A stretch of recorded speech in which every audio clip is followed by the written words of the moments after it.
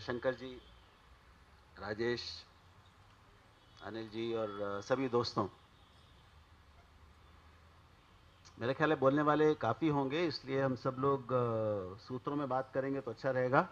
और उसकी शुरुआत मुझे ही करनी है, तो मैं भी कोशिश करूंगा कि अनावश्यक विस्तार से बचूं। जो सवाल आज, दो सवाल आज हम जो यहाँ उठाने जा रहे हैं, वो ऐसा कोई समय मुझे याद नहीं आता जब वो प्रासंगिक नहीं रहे हों।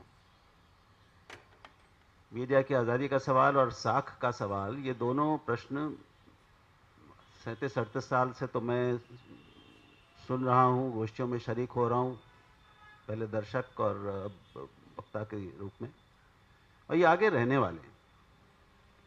तो मुझे नहीं लगता कि आज कोई हम ऐसी दो टूक बात कर देंगे जिससे आगे के लिए स्थितियां सारी बहुत साफ हो जाएं और जितने पत्रकार हैं उनके दिमाग में अगर कोई धुंध है इन सवालों को लेकर तो वो साफ हो जाए, क्योंकि ऐसा संभव नहीं। परिस्थितियां बदलती रहती हैं, लेकिन सनातन प्रश्न जो मीडिया के सामने रहे हैं वो आज भी हैं और बने रहेंगे, क्योंकि परिस्थितियां भी बदलती रहेंगी, हम और आप बदलते रहेंगे। 19-20 का अंतर छोड़ दें तो ऐसा कोई काल भारत की पत्रकारिता में, और उसको वैश्विक दृष्टि से भी देख सकते हैं, मुझे ध्यान में नहीं आता जब मीडिया की आज़ादी पूरी तरह 100% थी, जब उसकी साख पर सवाल नहीं थे। लेकिन एक चीज़ जो मुझे अब थोड़ा पहले की तुलना में अब अंतर साफ दिखता है कि जितना मीडिया आज खुद अपने भीतरी खानों में बटा हुआ है, जितनी ज़्यादा ठप्पेबाजी हो रही है एक दूसरे को लेकर, वो मेरे अनुभव में पहले कम होती थी। और ये जो खेमेबाजी है, ये पहले की तुलना में, विचारधाराएं पहले भी थी, राजनीतिक लगाव पहले भी थे पत्रकारों के, अखबारों के, चैनलों के, कुछ सच्ची प्रतिबद्धताएं थी, वैचारिक राजनीतिक प्रतिबद्धताएं थी, कुछ ओढ़ी हुई अवसरवादी प्रतिबद्धताएं, ये सब रही हैं, आज भी हैं। तो जहां तक सच्ची राजनीतिक और विचारधारात्मक प्रतिबद्धताएं हैं जिन लोगों के पास, जिन लोगों में, उनके साथ तो कभी कोई समस्या रहती नहीं। समस्या तब होती है जब ये प्रतिबद्धताएं दूसरी प्रतिबद्धताओं के खिलाफ कुछ ज्यादा आक्रामक और हिंसक हो जाती और असहिष्णु हो जाती। दुर्भाग्य से ऐसा होता मुझे दिख रहा है।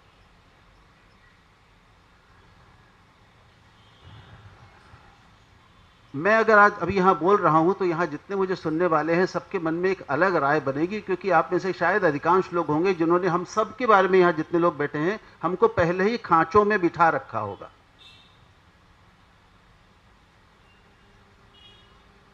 तो हम में से यहां जो कुछ भी कहेंगे, हम जितना अपनी ओर से तटस्थता से ऑब्जेक्टिवली बात करने की कोशिश करेंगे, निरपेक्ष भाव से, या केवल अपने जाने हुए सत्य की बात करेंगे, लेकिन उसको आप ग्रहण कैसे करेंगे ये हमारे हाथ में नहीं है। वैसे ही जैसे हम जो टीवी में बोलते हैं या जो प्रस्तुतिकरण करते हैं या जो लिखते हैं, वो हम किस भाव से लिखते हैं ये एक सत्य है, और उसको अलग अलग लोग किस भाव से ग्रहण करते हैं वो एक दूसरी चीज है, और उस पर हमारा कोई बस नहीं। क्योंकि ये जो ग्रहण करने वाला प्रश्न है, ये बहती हुई, बदलती हुई राजनीतिक विचारधारात्मक हवाओं से प्रभावित होता है आजकल। ये हवाएं पहले भी थी, लेकिन आज एक सोशल मीडिया ने और कुछ नए चीजों ने इसको थोड़ा और तीखा कर दिया है, इनके प्रभाव को और ज्यादा मारक बना दिया।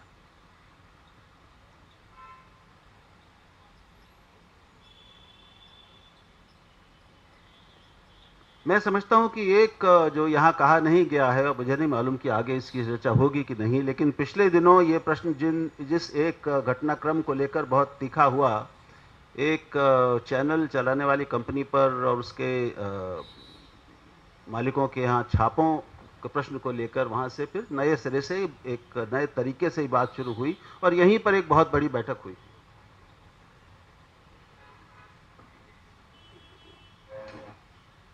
नमस्कार राय साहब।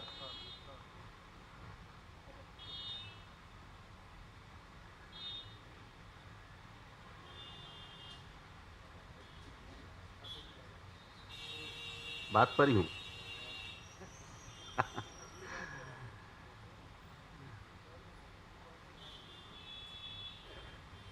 जहां तक साख का सवाल आता है, उसमें भी उसमें ये दोनों सवाल थे।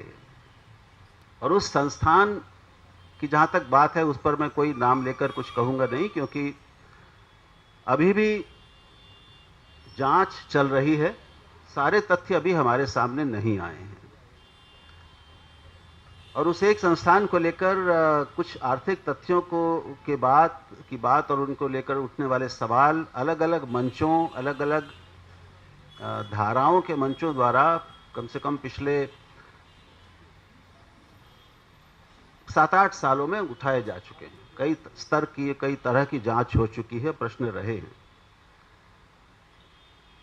तो अगर कानून के दायरे में रहकर चीजें की गई है, कदम उठाए गए हैं, तो उन पर सवाल उठाने का हमको कोई हक नहीं है। लेकिन ये एक प्रश्न जरूर बनता है कि क्या वो आर्थिक अपराध केवल 1 या 2 या 3 संस्थानों ने ही किए हैं? यहां पर बहुत से ऐसे लोग बैठे हैं जो मीडिया की कुल अर्थव्यवस्था से सुपरिचित हैं। आज के जिस अर्थव्यवस्था में, जिस तंत्र में मीडिया तमाम दूसरे संस्थानों की तरह, व्यावसायिक संस्थानों की तरह काम करता है, उसमें हरिश्चंद्री ईमानदारी का दावा कौन कर सकता है?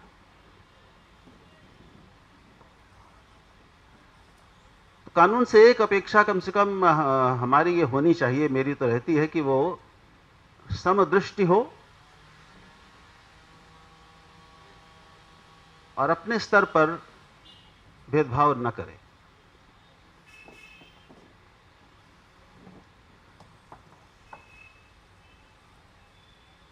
ये डर सबके लिए, मीडिया, हम पत्रकारों के लिए भी, मीडिया संस्थानों के लिए भी जरूरी है कि अगर हम कोई गैर कानूनी काम करेंगे तो हमें सजा हो सकती है और हम पकड़े जा सकते हैं।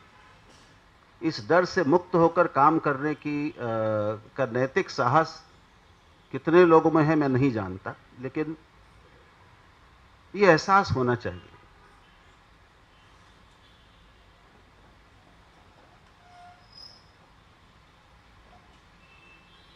लेकिन मैं समझता हूं कि केवल विचारधारा विरोधी है। पहली बात तो यह कि प्रेस की आजादी का मतलब ही असहमति की और विरोध की आजादी है, आलोचना की आजादी। बिना इस आजादी के प्रेस की आजादी का कोई मतलब है ही नहीं। सहमत होने की आजादी को प्रेस की आजादी नहीं कहते। असहमतियों के भी प्रकार होते हैं, असहमतियों की प्रकृति होती है। ईमानदार असहमति है, विरोध है, तो उसका स्वागत होना चाहिए। और ये सब हर समय हमको अपने दामन में झांक कर देखने का अवसर रहता है कि हमारी असहमति और विरोध और सहमति भी कितनी सच्ची है, कितनी सुविचारित है, कितनी ऐसे मापदंडों पर आधारित है जो सब पर लागू किए जा सकते हैं।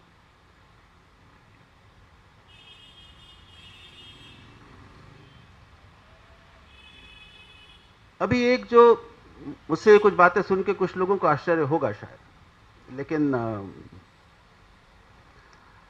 जो लगता है वही कहने की मजबूरी अपनी भी है।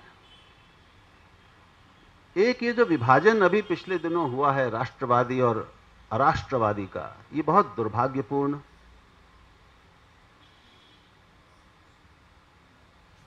और अनावश्यक विभाजन है। मुझे नहीं लगता कि हम में से किसी को भी इस तरह की परिभाषाएं, इस तरह के ठप्पे देने का, किसी पर फतवे जारी करने का अधिकार है। वैसे ही जैसे सांप्रदायिक और असांप्रदायिक फतवे देने का, ठप्पे लगाने का अधिकार भी किसी को नहीं है। मीडिया में होने का मतलब, पत्रकार होने का मतलब लेबलों में बात करना, नारों में बात करना नहीं है। थोड़ी महीन, थोड़ी सूक्ष्म और जिसे हम अंग्रेजी में नुआंस्ड कहते हैं, वैसी बातचीत करने की और लिखने की क्षमता हम में होनी चाहिए। दुनिया और ये मुद्दे और ये राजनीति और ये समाज के प्रश्न, अच्छे या बुरे, पुण्य और पाप, धर्म अधर्म, इस तरह के दो टूक विभाजनों में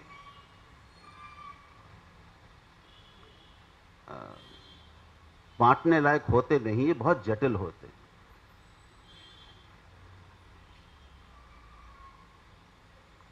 साख किसको कहते हैं हम?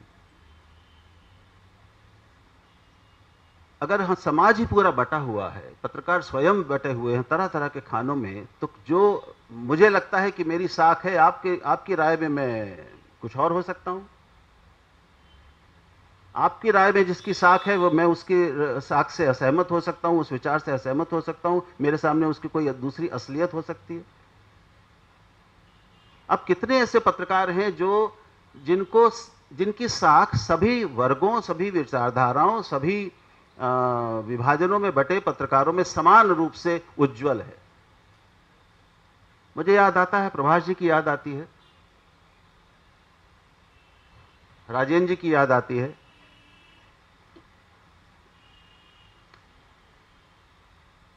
जो जिसकी आलोचना करते थे उसकी मित्रता में भी कमी नहीं होती थी, और जिसकी प्रशंसा करते थे वो कोई ये नहीं समझ लेता था कि ये मेरे साथ हो गए हैं। हमारे सामने ऐसे कुछ लोग, हमें ज्यादा हमेशा कभी भी नहीं होते, कभी भी थे नहीं, लेकिन कुछ लोग ऐसे रहे हैं जिनकी साख थी। साख का मतलब ही तब है जब सभी पक्षों में के लोग उनकी साख को माने। एक पक्ष माने और दूसरा पक्ष न माने तो ऐसी साख का कोई मतलब सार्वजनिक रूप से मेरी राय में नहीं। तो साख विचारधारात्मक नहीं हो सकती। साख अपनी एक पत्रकारीय प्रतिबद्धता की साख हो सकती है कि हम जिसको जिस समय सही मानते हैं, जो हमें जिस रूप में दिखता है, हम उसको वैसा कहने का साहस रखें और कहें, तब हमारी साख बनती है। इसकी कसौटी इसके अलावा मेरी राय में और कोई हो नहीं सकती कि हमारे आचरण को, यानी हमारे पत्रकारीय आचरण को, समर्थक और विरोधी दोनों अगर तोलें, कसौटियों पे कसें, तो कुछ अंतर तो उनमें रहेगा, लेकिन दोनों पूरी तरह एक दूसरे को खारिज करने की स्थिति में ना हो। ऐसा अगर काम हमने किया है, ऐसी छवि बनाई है, ऐसी साख बनाई है, तो वो साख कीमती है। इस कसौटी पे हम सब अपने को कस सकते हैं। हम सब पत्रकार अपने निजी स्तर पे भी, हमारे संस्थान अपने सांस्थानिक स्तर पे भी, और समूचे एक मीडिया को अगर हम एक समाज का वर्ग माने तो उस वर्ग के स्तर पे भी हम अपने को कस सकते हैं।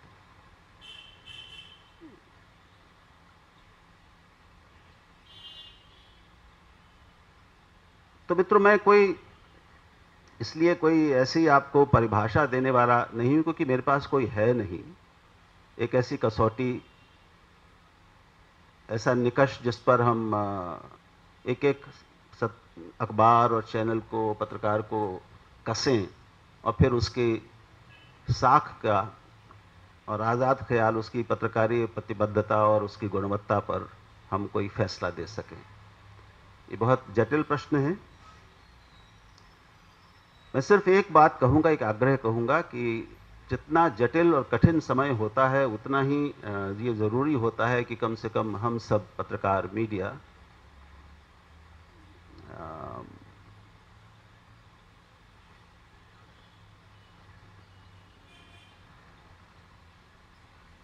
अपनी जो वैचारिक प्रतिबद्धताएं हैं उनको किनारे करके व्यावसायिक, यानी पत्रकारीय प्रतिबद्धता, पत्रकारीय निर्णय क्षमता को आगे बढ़ाने की कोशिश करें और अपने विचार को किसी पर लादे नहीं। बहुत बहुत धन्यवाद।